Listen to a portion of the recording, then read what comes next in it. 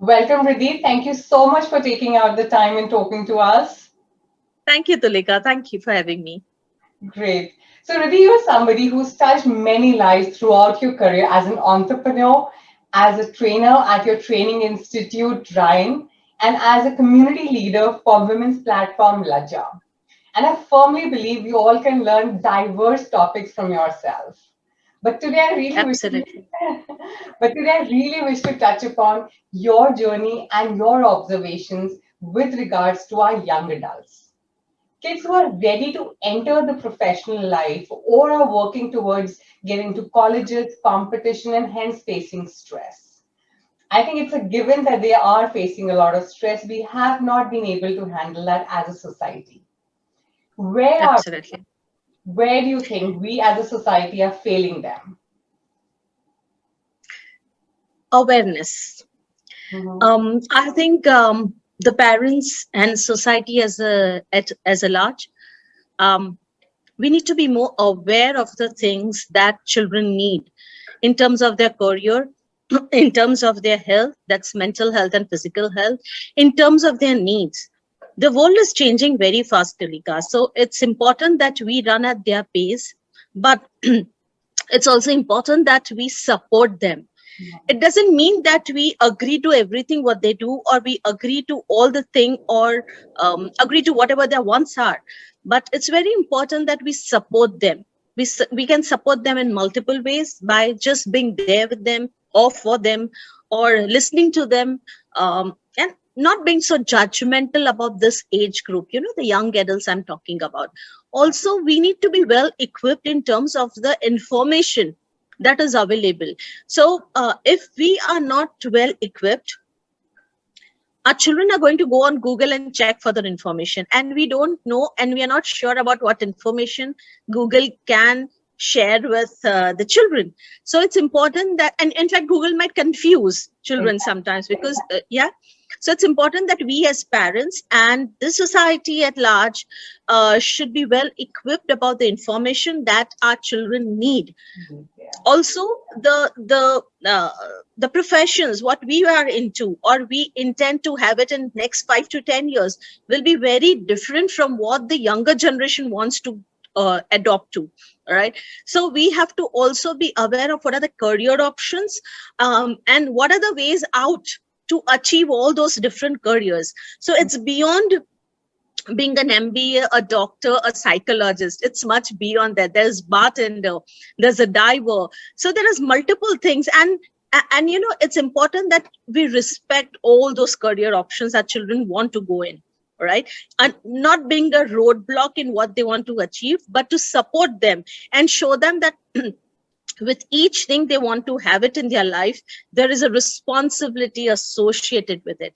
Then let them decide. Maybe sometimes failure can also be good teachers. So being with them makes a huge difference, and I'm sure they will understand. Yeah. No, you rightly said. I think it's a plus that the new generation has a huge bouquet of various careers and various different ways of carving out their own niche. I think in your and my time, we didn't, for lack of information, like you said, or for options, we didn't have that opportunity to really carve out our own niche to that extent. Absolutely, absolutely, Talika. So when my little one was born, I started with the business like Mocktail Gazebo. And I have a manufacturing unit now. But after that, at that age also, when I used to get orders, being a psychologist, like that was my practice. But this was something which was a passion, Yeah. creating colorful mocktails.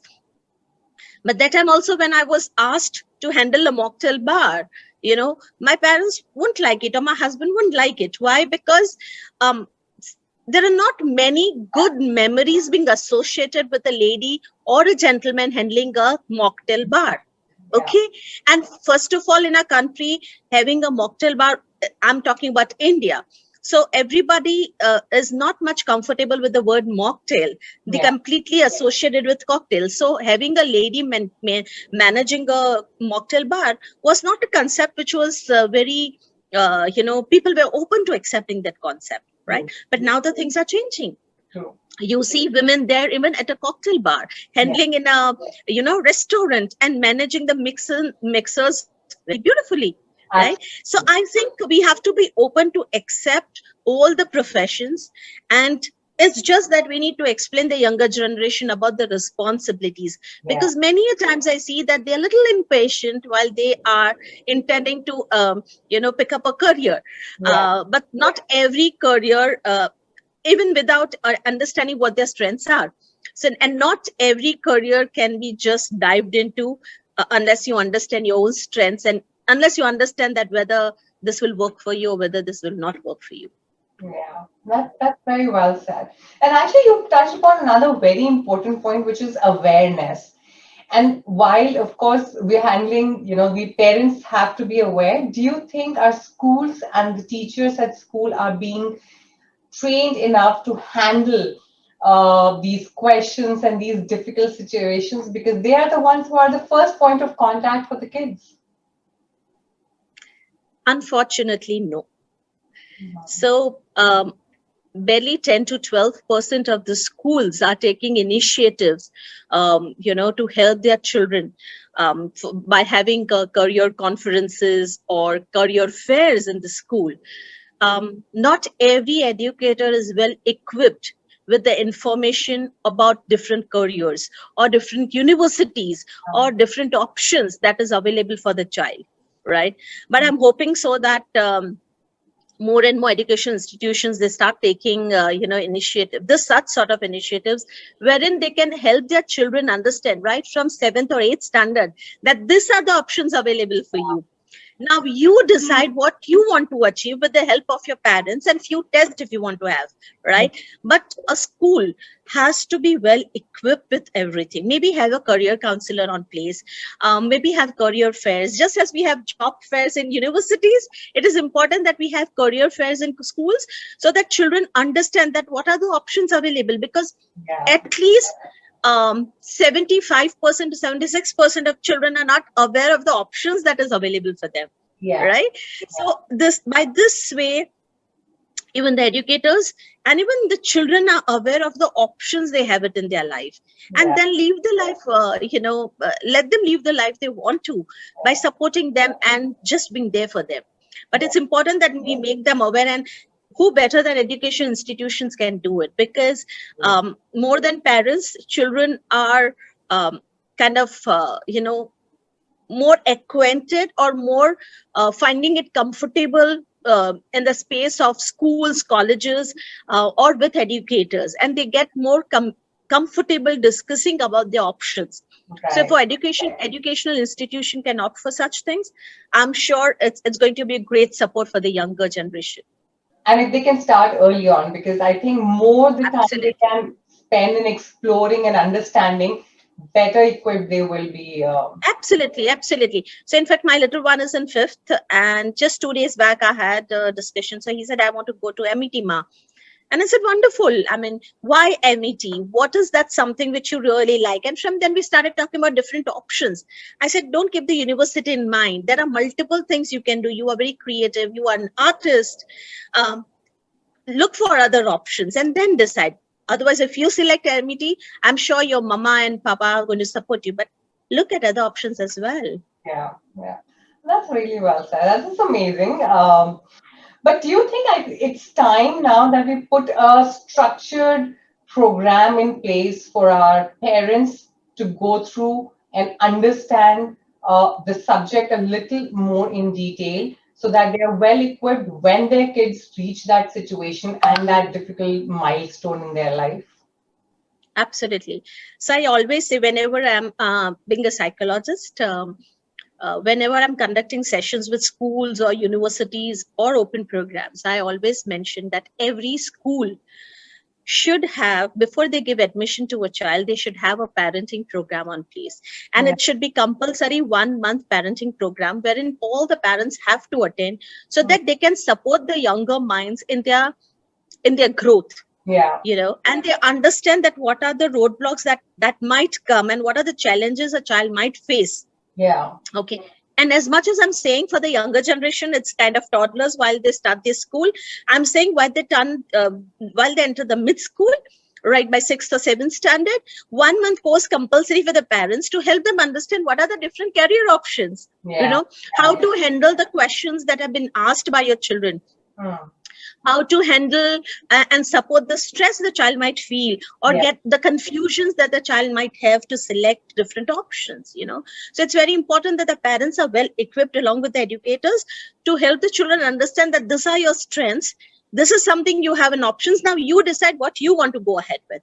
Right. So it's very important that parents help more than educators. I believe parents, they need to be aware of their child's strengths, to be more precise, and they should be the one who can show the mirror to their child that, hey, look, this is something what you are, you realize or not, and now see something which you can go ahead in the specific field using all your strengths, right? And I'm sure the little younger one is going to shine out brilliantly, because he has selected a profession which is on basis of the strengths he already possesses. Right.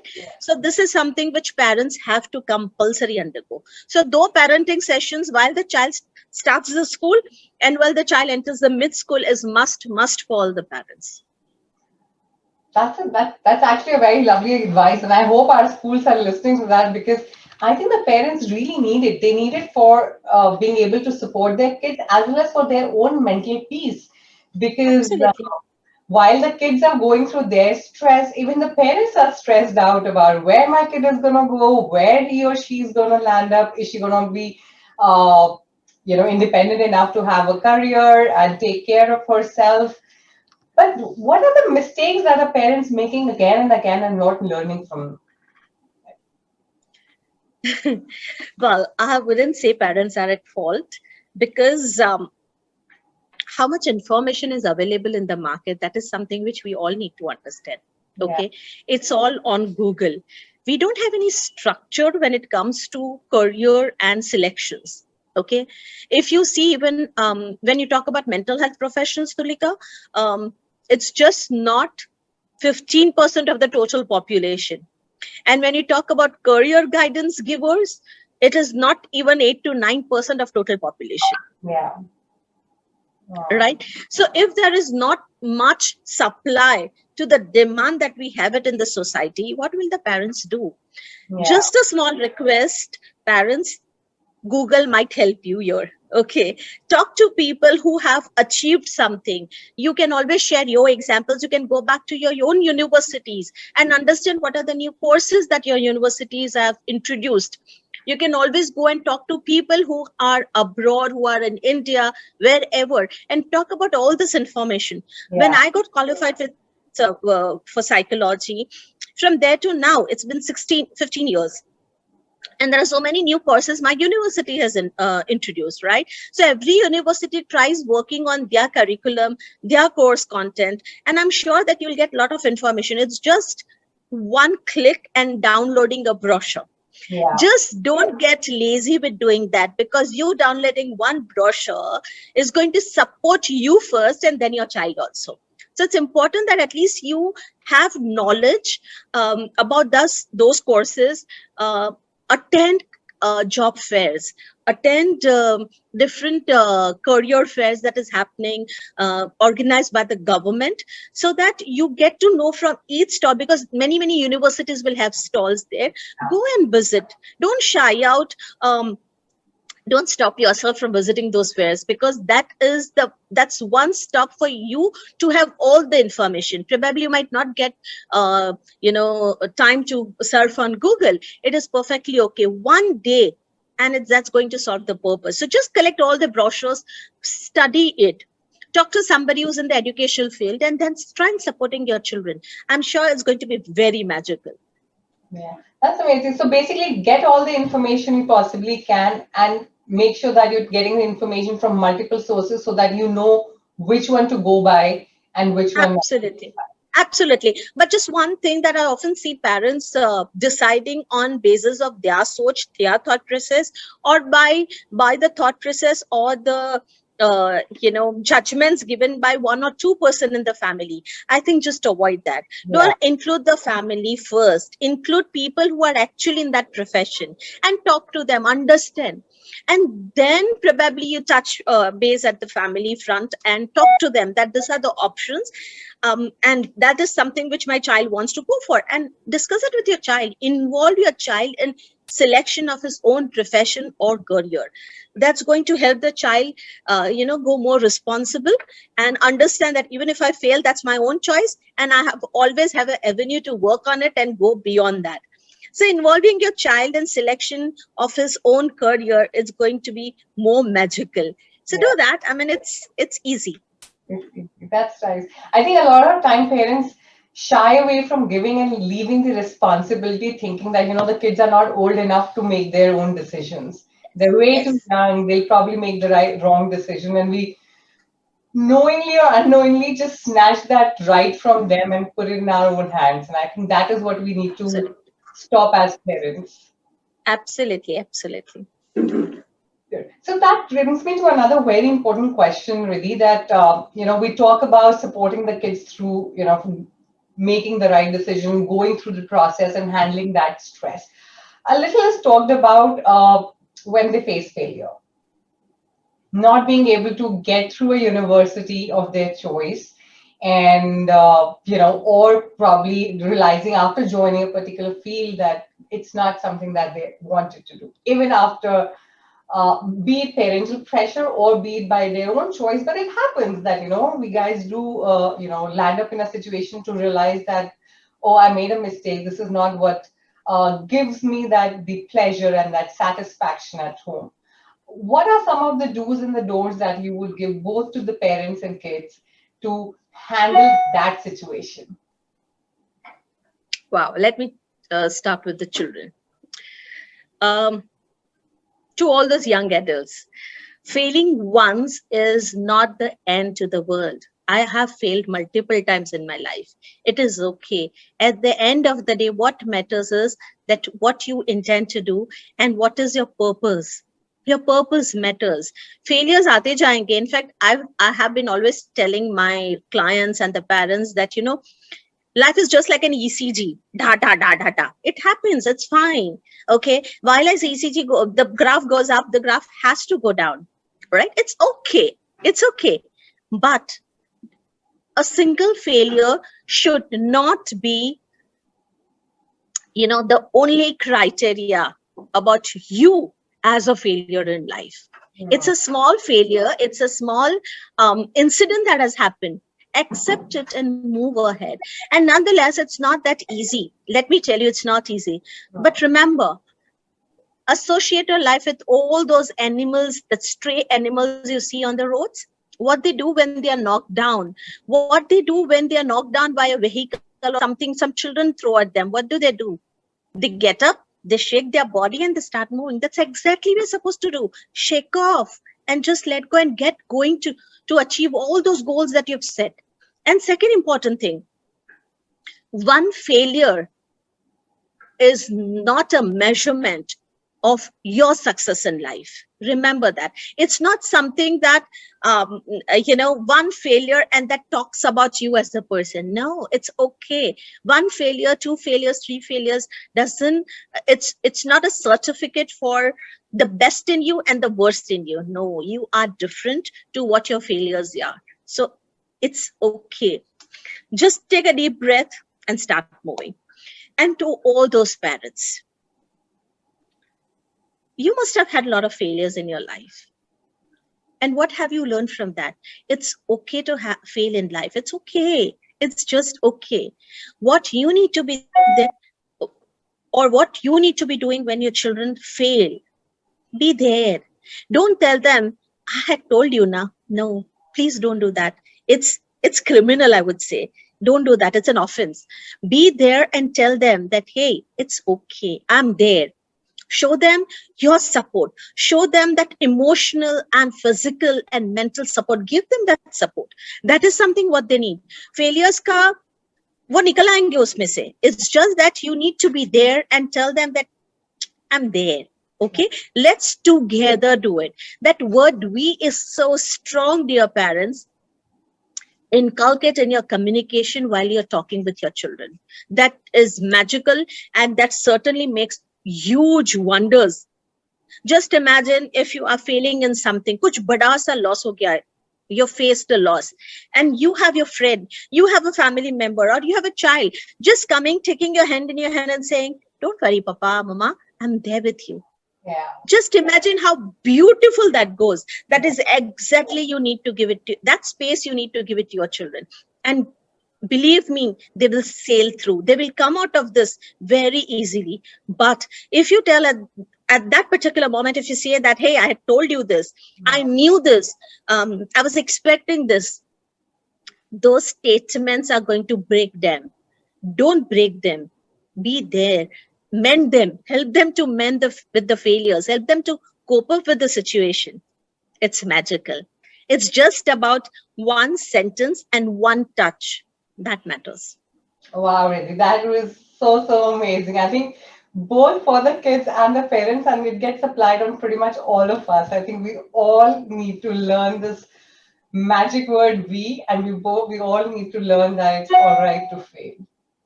It's like, it's okay to fail. Everybody of us has failed, Tulika, Yeah. right? But that doesn't, okay, right now when I'm practicing, nobody comes and asks me that तुम्हारे percentage कितने थे, or how did you sail through? What were the failures you had in life? Nobody's going to ask me, right? That's exactly what I want the younger generation to understand. It's okay to fail. At the end of the day, your purpose matters, your goals matters, and how much you've achieved, and how empathetic and how human you are. That matters. That's beautiful. I could have expected anything better, but Riddhi, this is amazing. I think our parents and our teachers are and our students are listening to you, because I think this is pure goal that you've kind of put it in front of us. We all need to learn from our failures, and we all need to learn the power of we. It's magical. It's totally. Thank you so much, Riddhi. Thank you so much for your time, and thank you for Pleasure. helping us out through this topic. Always a pleasure, Tulika. Thank you so much.